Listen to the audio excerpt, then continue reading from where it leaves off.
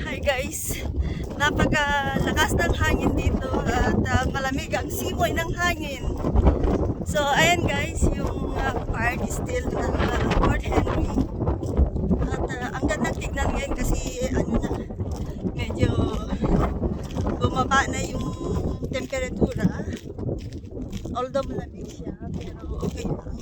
So ayan guys, ito yung part ng history ng Kingston. So yan guys, yung ginamit during the World War II. Diyan nagtago yung mga Canadians to save Canada against the US. So yan guys, yung kabila, yan yung tunnel papunta dun sa military dugout. So yan guys, at makikita nyo dyan sa taas, may mga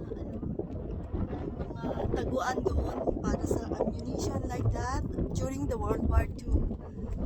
So it's more on history here guys. So ayan guys, ang ganda dito. So yan lang ang i-share ko sa inyo sa part ng aking adventure for today. And of course yung weather, napakaganda ng weather. Sinirap kong lumabas ngayon kasi bukas uulan.